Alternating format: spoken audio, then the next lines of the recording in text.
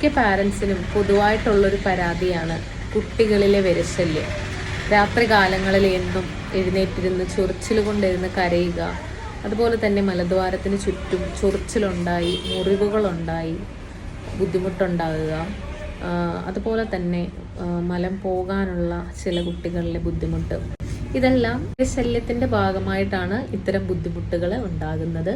കുട്ടികൾ അമിതമായി കഴിക്കുന്ന ചോക്ലേറ്റുകൾ, മധുരമുള്ള ഭക്ഷണങ്ങൾ, അതുപോലെ തന്നെ പഴകിയ ഭക്ഷണങ്ങൾ, അതായത് കുറച്ച് പഴകിയ അധികം ചൂടില്ലാത്തതുമായിട്ടുള്ള ഭക്ഷണങ്ങൾ, ഇതൊക്കെ കഴിക്കുന്നതെല്ലാം കുട്ടികളിലെ വിരശല്യം വർദ്ധിപ്പിക്കുന്നതിന് കാരണമാകാറുണ്ട്. വിരശല്യം വർദ്ധിക്കുമ്പോൾ കുട്ടികൾ പ്രകടമായ ലക്ഷണങ്ങൾ കാണാറുണ്ട്.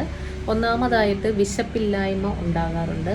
അതുപോലെ തന്നെ മലദ്വാരത്തിന് ചുറ്റുമുണ്ടാകുന്ന ചൊറിച്ചിലും വേദനയും, അതുപോലെ തന്നെ ഉറക്കമില്ലാതിരിക്കുക, അതായത് ഈ ഒരു ചൊറിച്ചിൽ മൂലം ഉറക്കമില്ലാതാവുക, അതുപോലെ തന്നെ പോഷകാഹാരത്തിൻ്റെ കുറവ്, വിരകൾ വർദ്ധിക്കുന്നത് കൊണ്ട് തന്നെ പോഷകാഹാരത്തിൻ്റെ കുറവും കുട്ടികളിൽ കാണപ്പെടുന്നു. ചെറിയ കാര്യങ്ങൾ കുട്ടികളെ ശീലിപ്പിക്കുന്നതിലൂടെ നമ്മൾക്ക് ഒരു പരിധിവരെ ഇത്തരത്തിലുള്ള ബുദ്ധിമുട്ടുകൾ ഒഴിവാക്കാവുന്നതാണ്.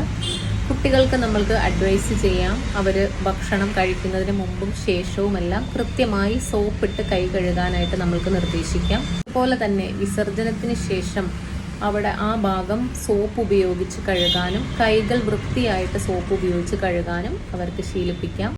അതുപോലെ തന്നെ മധുരമുള്ള ഭക്ഷണങ്ങൾ കൂടുതലായിട്ട് ഉപയോഗിക്കുന്നത് കുറയ്ക്കുക.